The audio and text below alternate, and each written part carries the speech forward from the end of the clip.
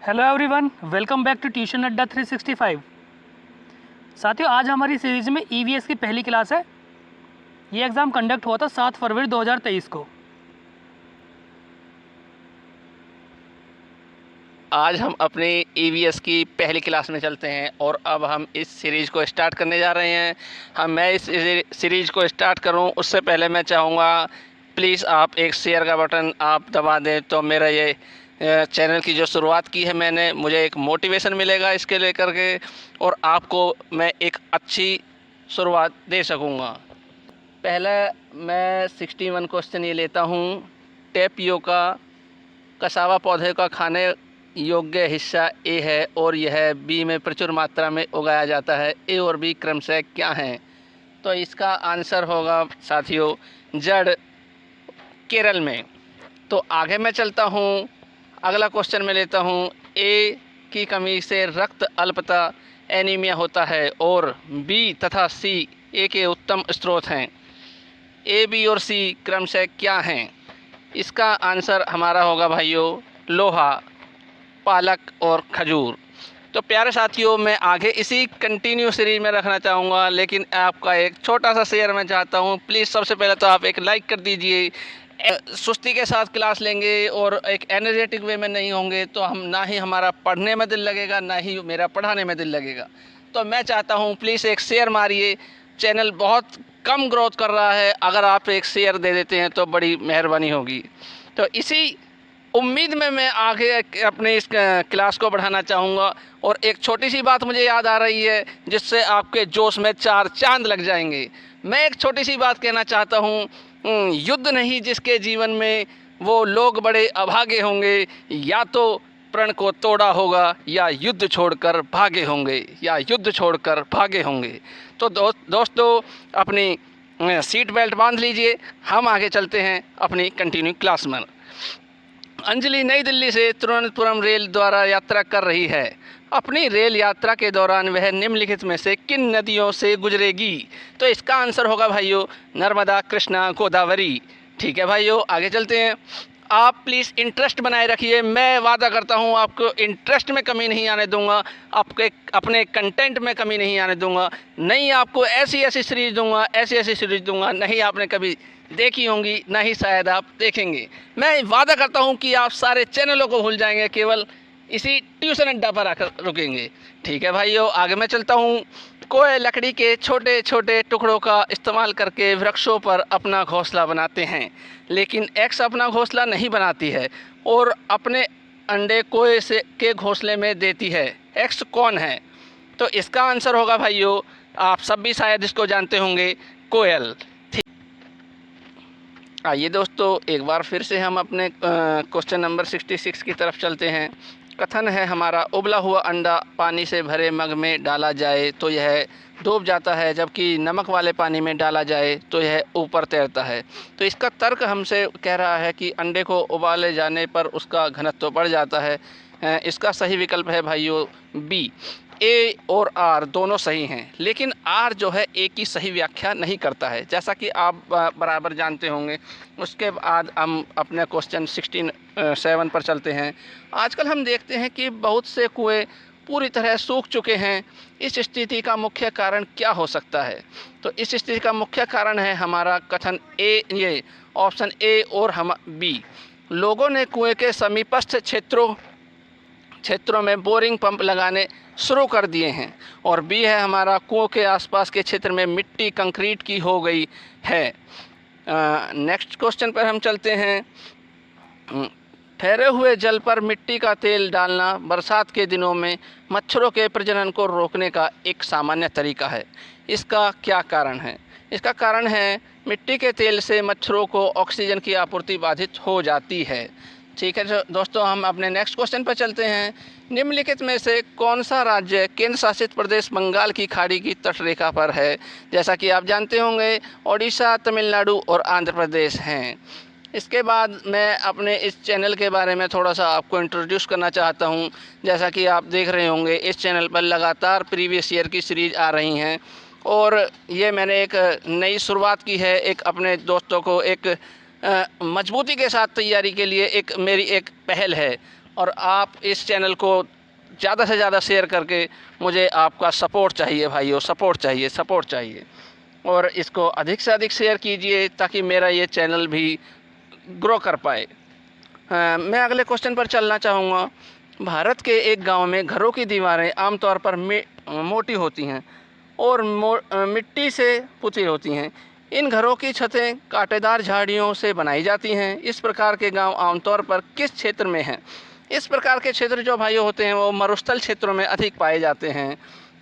उसके बाद मैं बात करता हूँ 71 क्वेश्चन की। कथन कह रहा है हमारा शकरकंदी एक जड़ है और तर्क कह रहा है हमारा यह भोजन खाद्य पदार्थ संग्रहित करती है। इसका आंसर भाइयों हो जाएगा ए और आर दोनों हैं, लेकिन आर जो है वो ए की सही व्याख्या नहीं है।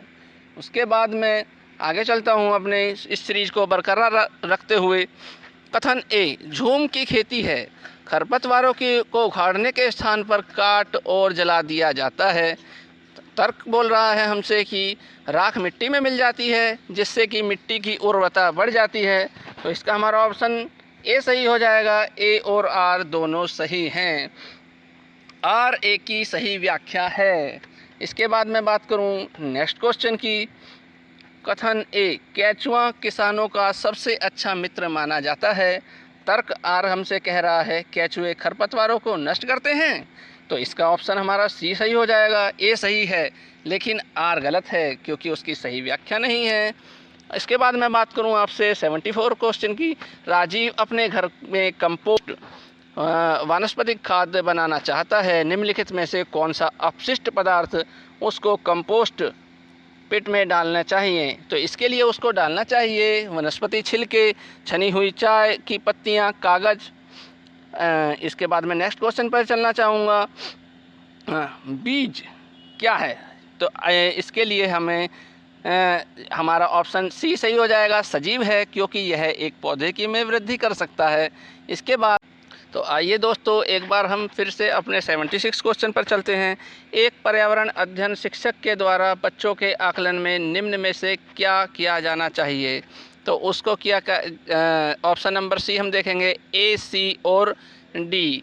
जैसे कि बच्चों के बारे में गुणात्मक कथन लिखना चाहिए उसको, और बच्चों की सीखने की क्षमता पर ध्यान केंद्रित करते हुए जानकारी अभिलिखित करनी चाहिए और बच्चों के पूर्व अभिलेखों की तुलना करना। इसके बाद हम अपने 77 क्वेश्चन पर चलते हैं। पर्यावरण अध्ययन शिक्षण में विद्यालय क्षेत्र भ्रमण का महत्वपूर्ण लक्षण है। इसका हमारा आंसर हो जाएगा ऑप्शन नंबर ए। विद्यार्थियों में नई अधिगम जानकारी लेने की और सीखने की रुचि जागना। देखिए प्यारे साथियों, मैं थोड़ा सा आपसे थोड़ी बात करना चाहता हूँ। ये जो हम प्रीवियस ईयर्स की जो प्रैक्टिस कर रहे हैं, ये हमारे लिए इतना इम्पोर्टेंट है। जो हमारा 20 अगस्त को एग्ज़ाम होने वाला है, ये आपकी सीधे के सीधे आपको बहुत सारे क्वेश्चंस इसमें सीधे आपको देखने के लिए मिलेंगे।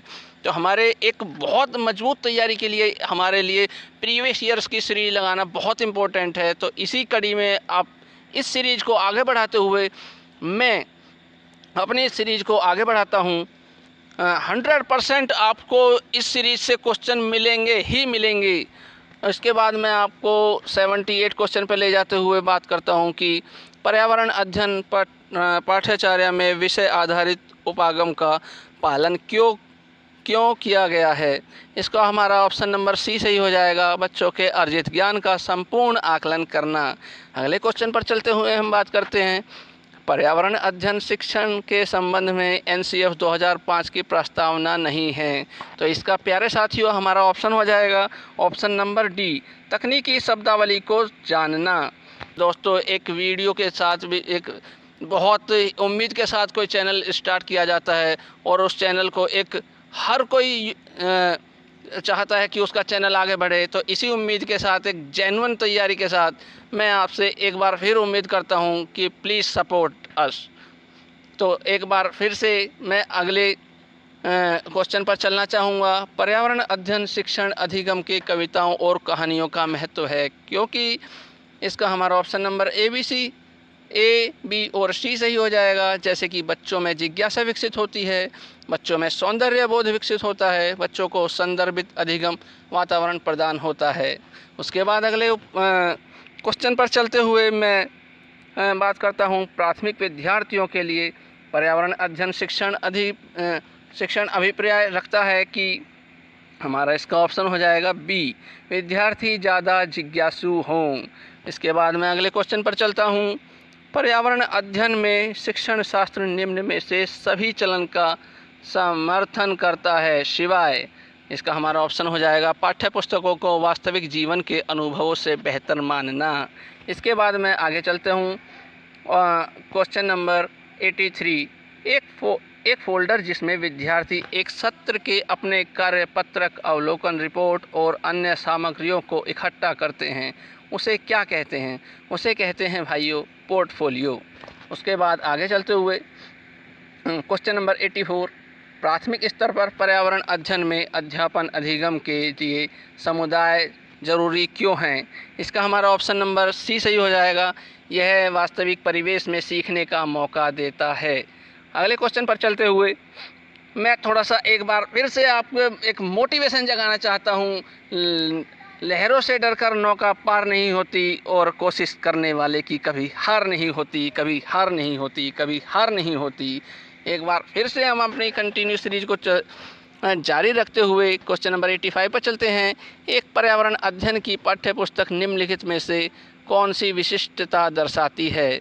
ऑप्शन नंबर ए इसका सही हो जाएगा, ए, बी और सी। इसका हो जाएगा पहला, यह विविध पृष्ठभूमि के विद्यार्थियों की ज़रूरतों का ध्यान रखती है। इसमें वास्तविक कहानियाँ और घटनाएं हैं। यह एकीकृत रूप से प्राकृतिक और सामाजिक सांस्कृतिक विषय प्रस्तुत करती है। अगली क्वेश्चन पर चलते हुए हम बात करते हैं। पर्यावरण अध्ययन पुस्तकों में विभिन्न प्रकरणों में आओ करके सीखे का उद्देश्य है। इसका हमारा ऑप्शन बी सही हो जाएगा भाइयों, विद्यार्थियों को करके सीखने का अनुभव प्रदान करना। इसके बाद आगे चलते हैं। निम्नलिखित में से कौन से पर्यावरण अध्ययन के उद्देश्य हैं? जैसा कि आप जानते होंगे हमारा ऑप्शन नंबर बी सही हो बी और डी दोनों सही हो जाएंगे। जैसे कि विद्यार्थियों को प्रश्न पूछने के लिए प्रेरित करना और विद्यार्थियों को जिम्मेदार नागरिक बनाना। इसके बाद मैं बात करता हूँ अगले क्वेश्चन की। पर्यावरण अध्ययन की NCERT पाठ्यपुस्तक में खाली स्थान दिया गया है। हमारा इसका ऑप्शन नंबर ए सही हो जाएगा भाइयों, विद्यार्थियों को मनन चिंतन करने के लिए अवसर देने के लिए। अगले क्वेश्चन पर चलते हुए हम बात करते हैं। कक्षा 1 और 2 के पर्यावरण अध्ययन में NCF 2005 ने कोई पाठ्यपुस्तक निर्धारित नहीं की है। इसका सर्वाधिक उपयुक्त कारण है। जैसा कि इसका कारण हो जाएगा ए और ऑप्शन नंबर ए और डी। जैसे कि विद्यार्थी संदर्भित अधिगम परिवेश से सीखते हैं और प्राथमिक स्तर के बच्चों का पाठ्यचर्या के भार को कम करता है। अगले क्वेश्चन पर चलते हैं हम भाइयों। 90 क्वेश्चन नंबर 90 और ये हमारा आखिरी क्वेश्चन भी है। एक दक्ष पर्यावरण अध्ययन शिक्षक वह है जो ऐसी शिक्षा शास्त्रीय प्रक्रियाओं का उपयोग करती है। इसका हमारा ऑप्शन नंबर डी सही हो जाएगा, वास्तविक तौर पर बच्चों के जीवन और विषय से संबंधित हों।